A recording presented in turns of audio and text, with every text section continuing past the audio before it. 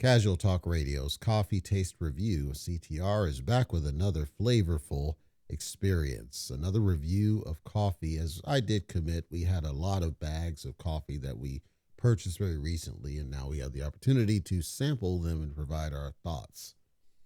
Today, this is a regular coffee. It's not it's flavored, but it's not flavored in the traditional sense. It's a traditional coffee that is more for the daily drinker, I would argue.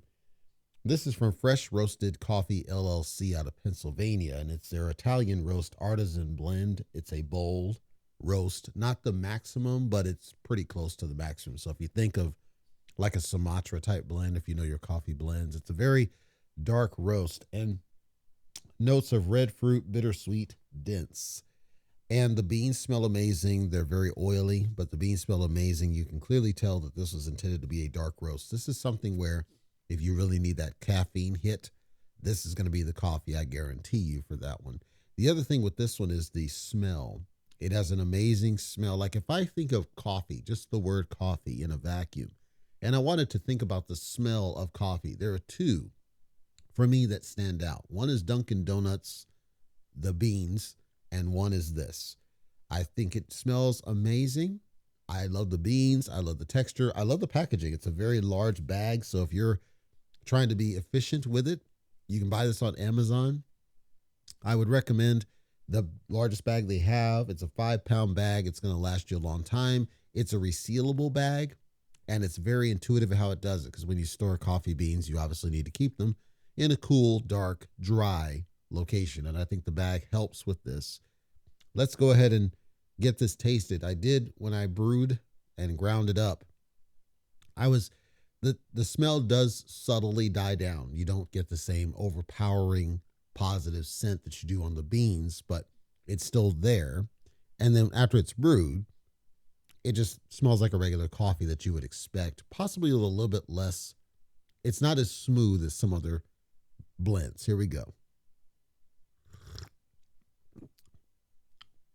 And again, I'm not drinking any creamer. And for me, that's fine. The thing with this coffee, I would argue it's going to be very important that you get your water correct with this one.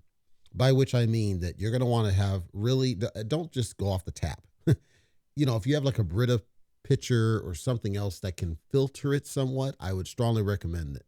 I would also recommend, if you're using a drip brewer of any kind, whether it's auto or manual or pour over, I would recommend really good paper filters or bamboo filters or some other filtration. The reason I'm targeting those two things is that there's no bitter aftertaste at all, but the first sensation that hits your tongue is a little bit of a bitterness, but it's not a negative bitterness. It's there and then it's gone. And if you have crap quality water, it's going to make it taste worse than it actually is. I think crap water would make it taste dirt texture. It really would hurt the sensation. Mind you, it's a dark roast and it's an Italian roast. So it's not supposed to be smooth. It's not supposed to be like, hazelnut or any of those. It's supposed to be, as it said, bittersweet. I don't sense the sweet at all. So then for the creamer drinkers, I don't know that half and half would be sufficient. Perhaps if you were trying to minimize sugar intake, I think it'd be fine. This is one where I might even consider like skim milk, maybe. If only to kind of dull that initial hit, maybe. I would stay away from Irish creamer. I would stay away from hazelnut creamer. I would stay away from any creamer that's overly sweet. If I were going to pick a creamer, maybe French vanilla, but maybe not. I would not do the Dunkin' sweet creamer. And again, I'm kind of on the fence on half and half. The straight cream, whole cream, maybe something that's just enough to dull down that initial hit, I think.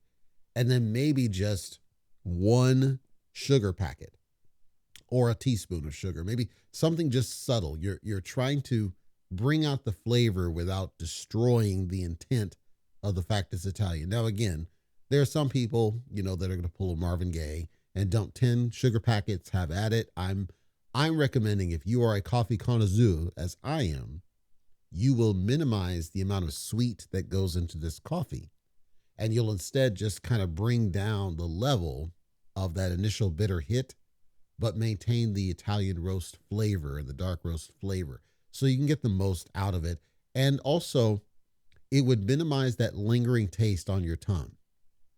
Like drinking it black, it's gone. There's no lingering taste. The oil doesn't have a lingering taste, nothing. So it makes it easier to consume more of it to get the caffeine effect. But if you add sugars or some of these other things, I would, based on my sense of it, I think it would ruin that sensation. I think you would get to the point where, yeah, it's going to be giving you that negative perception, and I would not recommend it myself. Personal opinion. Fresh Roasted Coffee LLC Italian Roast Artisan Blend, a really good subtle blend for a routine coffee drinker. Very subtle on the flavor other than the initial hit. Good for caffeine hits when you need it.